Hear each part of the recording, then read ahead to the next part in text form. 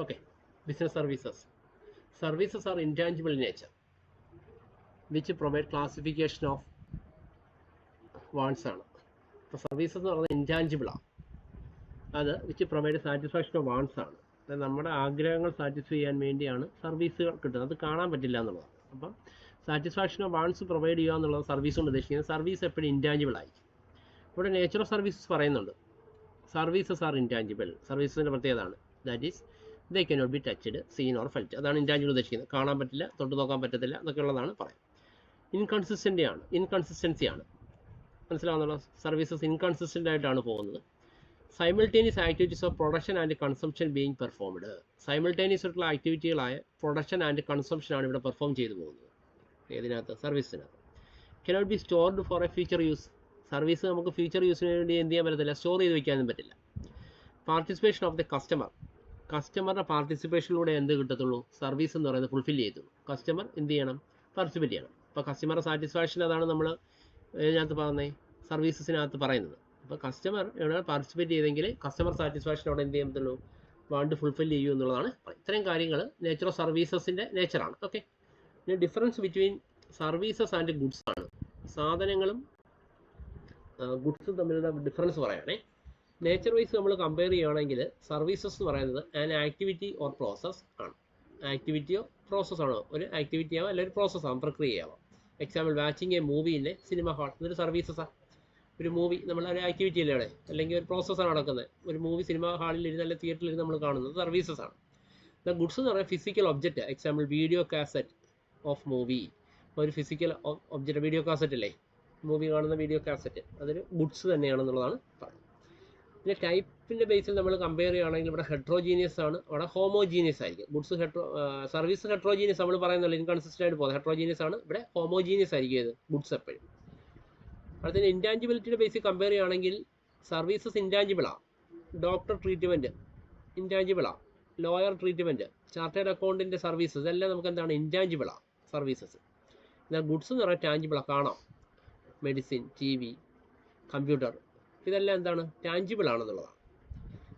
ഇതിൻ്റെ ഇൻകൺസിസ്റ്റൻസിയുടെ ബേസിൽ കമ്പയർ ചെയ്യാൻ ഡിഫറൻറ്റ് കസ്റ്റമേഴ്സ് ഹാവിങ് ഡിഫറൻറ്റ് ഡിമാൻഡാണ്. സർവീസസ് എന്ന് പറഞ്ഞാൽ ഡിഫറൻറ്റ് കസ്റ്റമേഴ്സ് ഡിഫറൻറ്റ് ഡിമാൻഡാണ്. എക്സാമ്പിൾ മൊബൈൽ സർവീസസിന് പല കസ്റ്റമർക്കും പല ഡിമാൻഡായിരിക്കും അല്ലേ.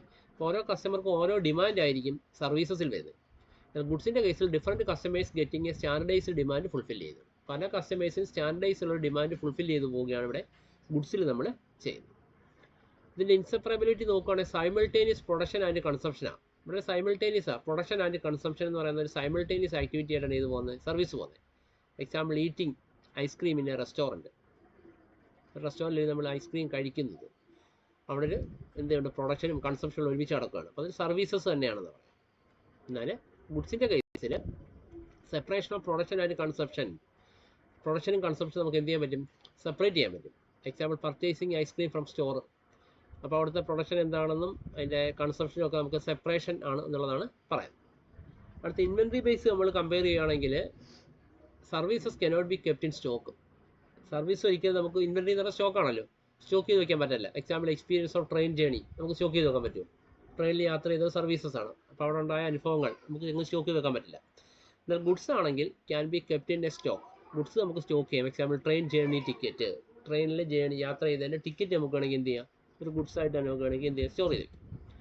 അടുത്ത ഇതിൻ്റെ ഇൻവോൾവ്മെൻറ്റ് ബേസിൽ കമ്പയർ ചെയ്യുകയാണെങ്കിൽ നമുക്ക് സർവീസിൽ participation of customers at the time of service ഡെലിവറിയാണ്.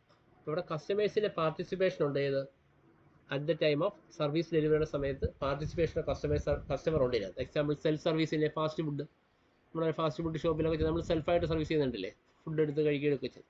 അപ്പോൾ അതിന് involvement participation of customer at the time of service ഡെലിവറിയാണ് ഇവിടെ. എന്നാൽ ഗുഡ്സിൻ്റെ കേസിൽ involvement at the time of delivery is not possible. Example manufacturing vehicle, involvement at the time of delivery not possible ആണ്.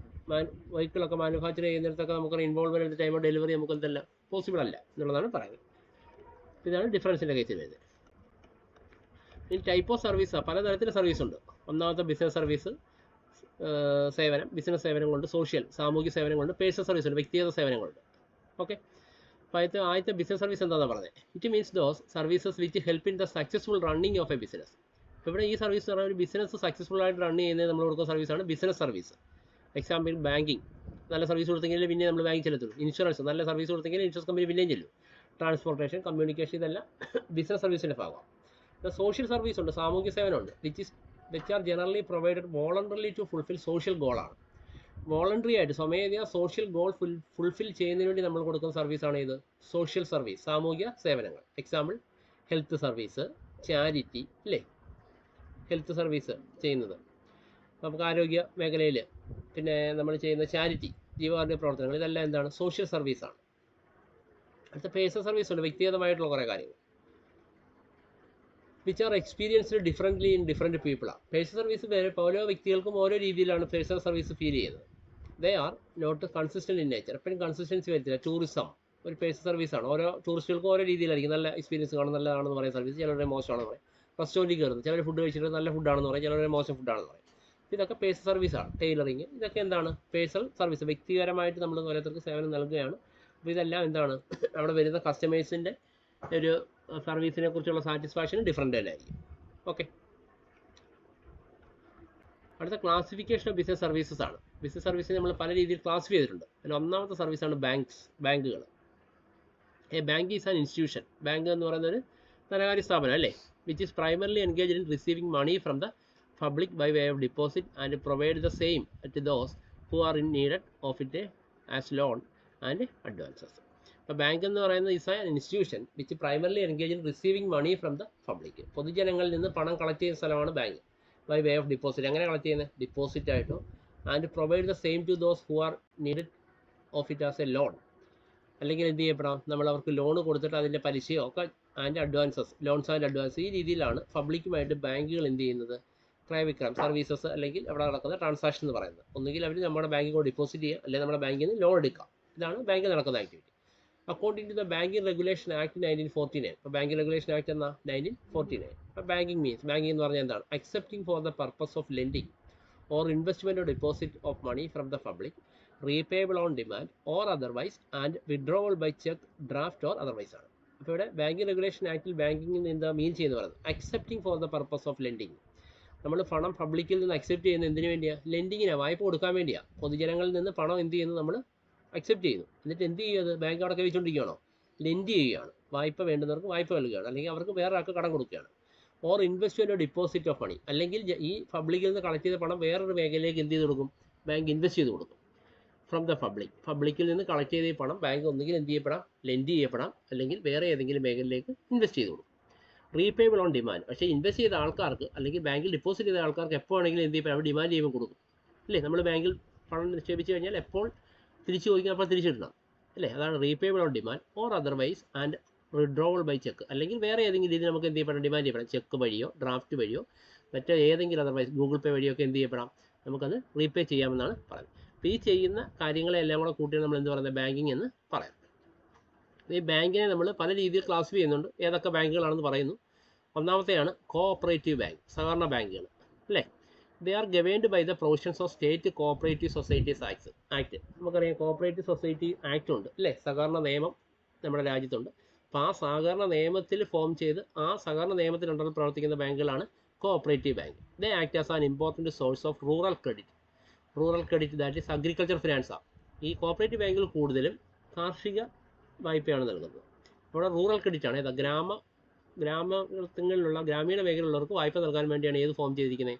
Cooperative bank form ചെയ്തിരിക്കുന്നത്. അടുത്ത specialised bank ഉണ്ട്. They are established for some specific purposes. ഇത് establish ചെയ്തിരിക്കുന്നത് specific പർപ്പസിന് വേണ്ടിയാണ്. Such as foreign exchange, വിദേശത്തേക്കുള്ള foreign എക്സ്ചേഞ്ചുകൾക്ക് വേണ്ടിയാണ്. ഇൻഡസ്ട്രിയൽ ക്രെഡിറ്റ്, വ്യവസായത്തിന് ക്രെഡിറ്റ് നൽകാൻ വേണ്ടിയാണ്. എക്സ്പോർട്ട് ഇമ്പോർട്ട്, കയറ്റുമതി ഇറക്കുമതി, അങ്ങനെയുള്ള കാര്യങ്ങൾക്ക് വേണ്ടിയാണെങ്കിൽ അങ്ങനെയുള്ള ബാങ്കുകൾ നമ്മൾ വിളിക്കുന്നവരാണ് സ്പെഷ്യലൈസ്ഡ് ബാങ്ക്. അടുത്ത സെൻട്രൽ ബാങ്കാണ്. They supervise, control and regulate the commercial bank and act as a government bank.